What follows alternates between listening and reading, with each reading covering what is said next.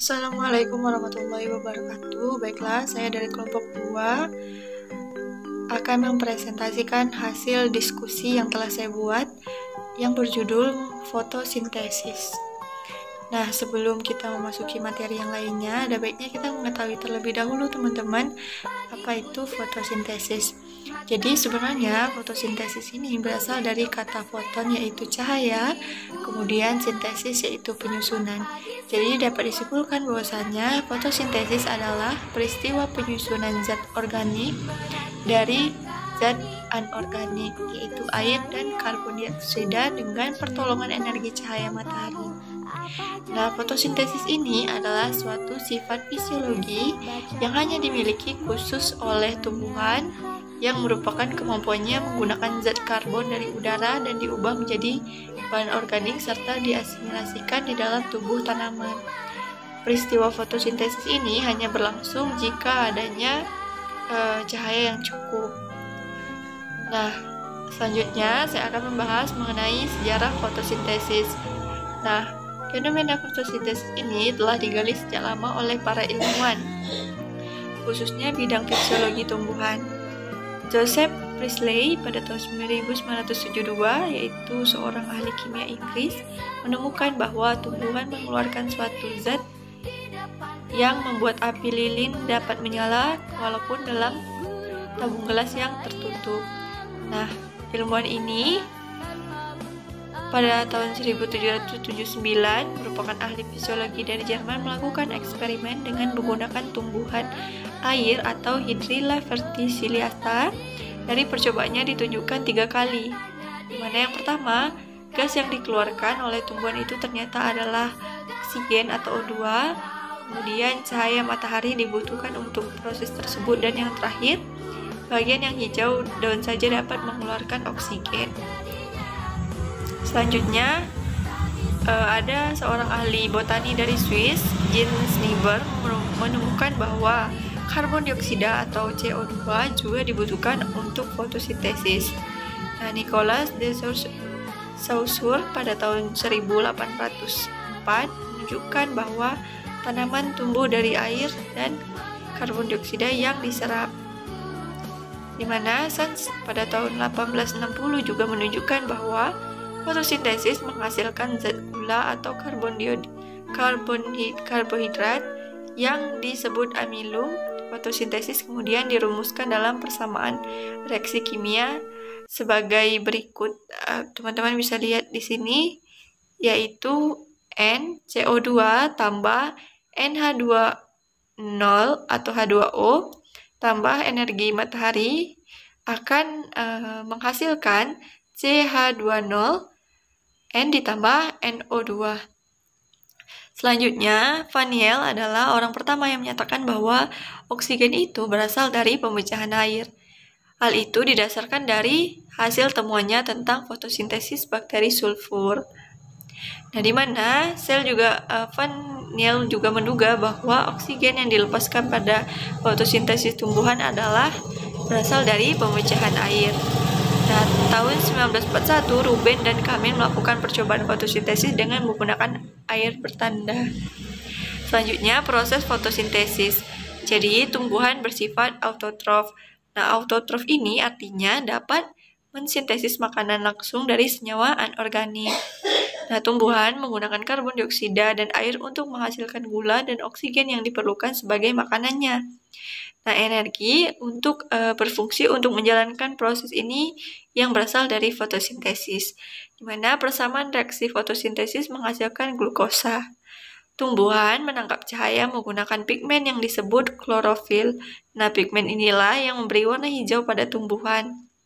Fotosintesis berlangsung pada jaringan palisade dan jaringan bunga karang, terutama pada jaringan palisade. Nah, fotosintesis ini merupakan penyusunan atau pembuatan makanan yang terjadi pada daun, kemudian dilakukan oleh klorofil dengan bantuan energi cahaya.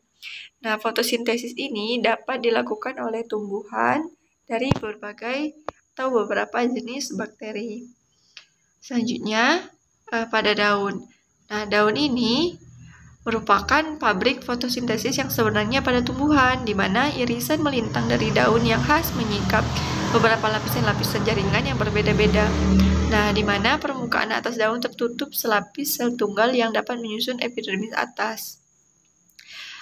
Nah, proses fotosintesis ini tidak dapat berlangsung pada setiap sel, tetapi hanya pada sel yang mengandung pigmen fotosintesis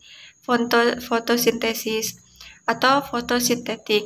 Nah, sel yang tidak mempunyai pigmen fotosintetik ini mampu melakukan proses fotosintesis. Pigmen hijau klorofil merupakan salah satu dari pigmen fotosintesis yang berperan penting dalam penyerapan energi matahari. Oke, kita next. Yang kedua, pada kloroplas. Nah, kloroplas ini adalah plastisida yang berwarna hijau. Nah, teman-teman bisa lihat nih gambarnya. Di situ ada gambar di mana terjadinya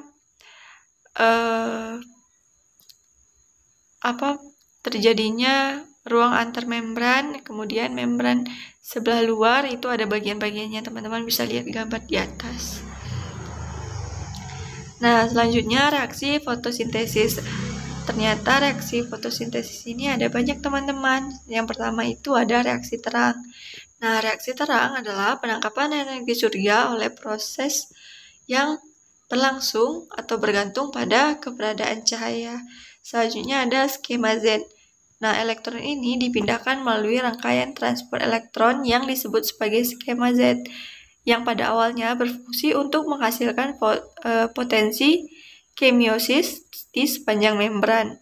Dan satu enzim sintase ATP menggunakan potensi kemisomosis untuk menghasilkan ATP selama fosforilasi, sedangkan NADPH adalah produk dari reaksi redoks terminal pada skema Z ini. Selanjutnya ada fotolisis air, di mana sumber elektron pada tanaman hijau dan fotosintesis cyanobacteria adalah air. Kemudian selanjutnya ada reaksi gelap. Reaksi gelap ini adalah proses yang tidak berlangsung atau tidak dapat berlangsung atau tidak dapat bergantung pada cahaya.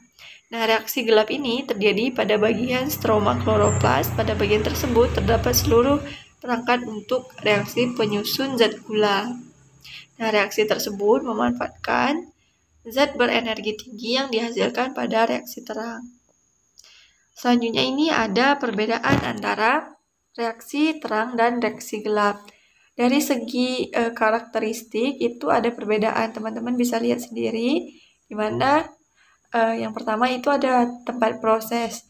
Nah, reaksi terang ini terjadi pada gerhana, kemudian reaksi gelap terjadi pada stroma. Kemudian selanjutnya ada sumber energi.